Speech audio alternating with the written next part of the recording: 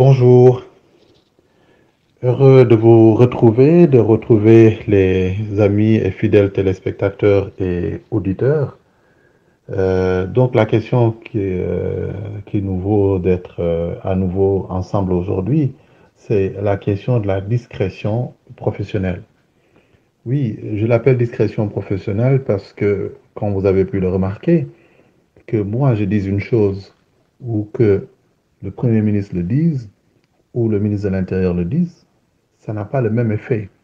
Parce que Ali Ngouille est en charge de l'organisation des élections.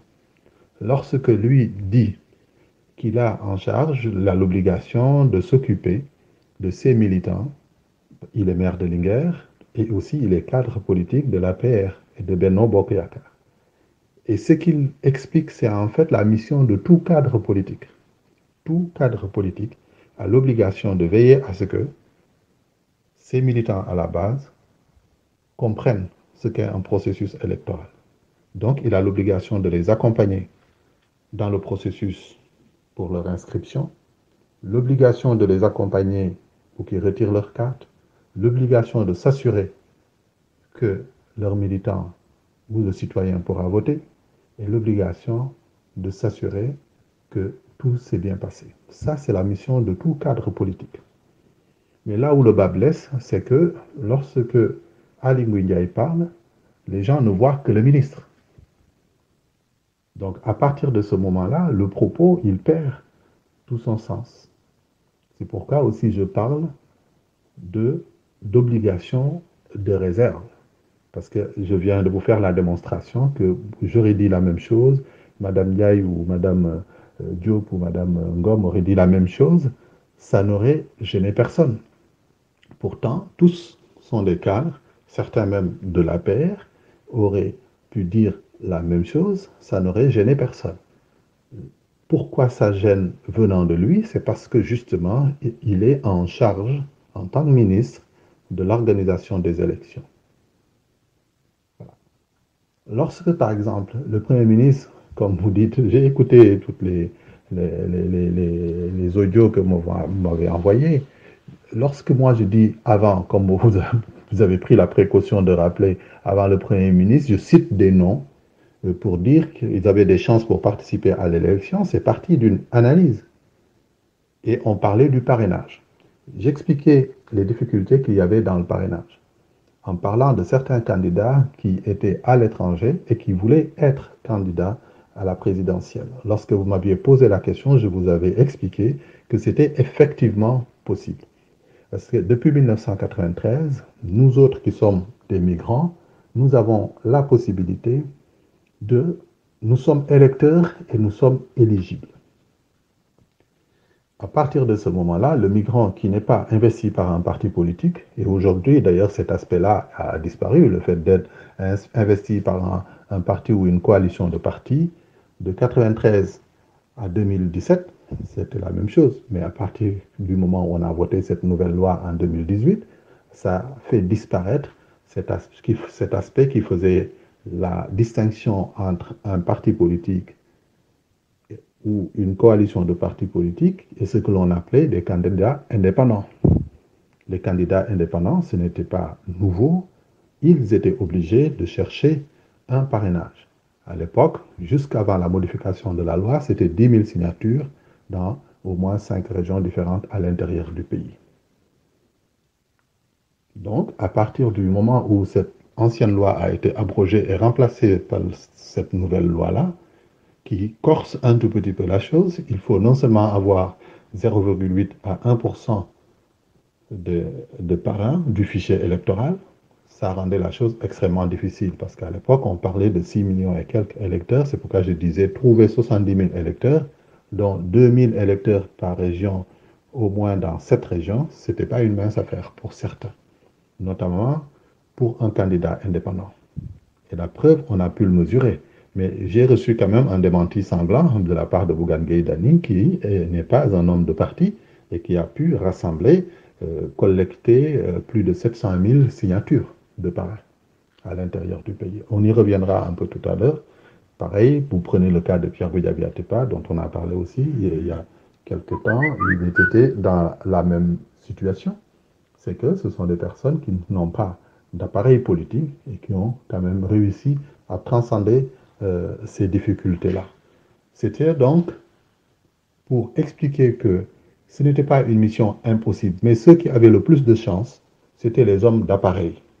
Que ceux qui étaient investis par des partis politiques avaient plus de chances de pouvoir réussir cette étape-là. C'est pourquoi j'avais énuméré donc un certain nombre de militants, un certain nombre de candidats qui, a priori, s'ils souhaitaient y aller, avaient des chances certaines de pouvoir franchir ce cap-là, en parlant du candidat du Benno Bokk Yakaar, le président sortant, le président Macky Sall, du candidat du PDS. À l'époque, le PDS avait déjà investi Karim, de Manko Taxawu Sénégal, éventuellement le Parti socialiste s'il le voulait, mais comme n'était pas parti pour investir quelqu'un.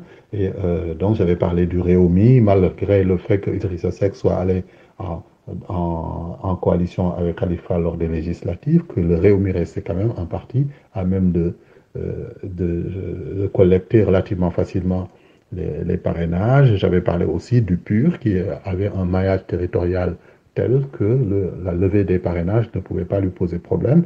Et la jeune star montante, Ousmane Sonko, qui, depuis les législatives, on a vu que sa cote de popularité ne cessait de progresser et que de ce point de vue-là, collecter des parrainages ne pouvait pas être difficile pour lui. J'avais parlé aussi de Malik Gakou, hein, etc. Et des deux dames, Maître Aïssata Tall Sall, Madame Aïda Mbodj et le professeur Amsatou Sow Sidibé que j'avais en tête mais que je n'avais pas cité. Donc je ne l'avais pas cité, je vais citer Aïda Mbodj et Aïssata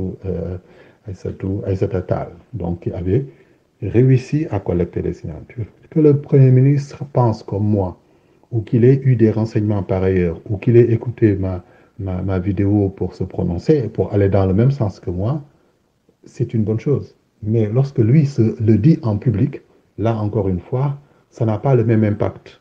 Aujourd'hui, le reproche qu'on lui fait, moi je peux le dire tout librement parce que j'analyse, et pourtant je suis un cadre politique. Et lui, qui est aussi un cadre politique, lorsqu'il le dit, ça gêne parce qu'il est Premier ministre.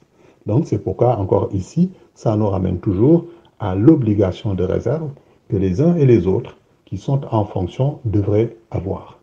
C'est pourquoi on a le sentiment qu'ils ne sont pas à équidistance ou alors qu'ils ont des informations que d'autres n'ont pas ou que, quelquefois, ils manipulent les institutions pour pouvoir arriver à leur fin. Donc, d'où l'importance de l'obligation de réserve dont je parlais tout à l'heure. Moi, je parlais de l'obligation de réserve. Hein, ouais. Non, on peut rien faire contre eux. Ce sont des cadres politiques qui ont donné leur avis. Je peux par exemple dire que le Premier ministre, il le disait pour se moquer des autres. Il peut le dire, c'est de bonne guerre, c'est pour les déstabiliser, par exemple. Que le ministre Ali Ngouille, encore une fois, je connais le garçon, il doit être, au moment où il le disait, si vous voyez que jusqu'à présent, par rapport à ce propos-là, il refuse de changer quoi que ce soit dans ce qu'il a dit, c'est que pour lui, il a raisonné en tant que cadre politique, mais les gens n'entendent que le ministre parler. Et c'est ça qui est gênant. Par exemple, c'est pourquoi je dis, ils ont tous les deux manqué à une obligation de réserve. Voilà, pour aujourd'hui, je pense qu'on peut se limiter à ça et dire par contre que ce parrainage-là que l'on a eu, il a posé un gros problème pour lequel il faudra qu'on s'y arrête un tout petit peu parce que quand même, plus de 33% des parrains qui ont signé ont occasionné des situations de rejet. Plus de 33% de ceux qui ont parrainé ont vu leur parrainage rejeté pour autre motif. Alors moi je me pose la question, est-ce que ces parrainages-là rejetés pour autre motif, on est sûr de pouvoir les voir voter le jour du vote? Parce que cet autre motif, on ne sait pas ce que c'est. Plus de 33% de plus de 1 300 000 électeurs rejetés, plus ceux qui n'ont pas encore retiré les cartes, si vous faites le cumul de tout cela, on ne sera pas proche quand même d'un nombre assez conséquent pour faire basculer la balance d'un côté ou de l'autre. Souvenez-vous que pour avoir la majorité, c'est 50 des voix plus une voix, ça suffit largement. Or, 33%, ce n'est pas une voix, c'est beaucoup de voix. Je pense que c'est à ce niveau-là que la C25, l'opposition, qui fait une réclamation, un recours par rapport au rejet de leur candidature, devrait pointer du doigt cet aspect-là. Et que le pouvoir en place aussi devra accepter le principe de revoir cette question parce qu'elle peut brouiller les résultats de l'élection. Plus de 33% des parrains ont été rejetés pour autre motif, et cet autre motif-là, on ne sait pas. Ça peut être tout simplement dû au changement de la carte électorale, quelqu'un qui votait à un endroit et qui se retrouve à devoir aller voter à un autre. J'ai été saisi par euh, des, des personnes qui me disent, moi je devais voter à tel endroit, maintenant je dois aller voter à Rome, c'est à plus de 300 km de chez moi. Moi, à titre personnel, on m'a fait changer de lieu de vote, c'est à plus de 100 km par rapport à la distance que je faisais, en aller-retour, ça fait plus de 300 km de trajet à faire pour aller voter, comparé au lieu où j'avais l'habitude de voter depuis 1993. Et il y en a plein d'autres. Hein. Pour nous qui sommes informés déjà, c'est bon, on prend nos dispositions. Pour ceux qui ne le sont pas, ça peut être très, très gênant.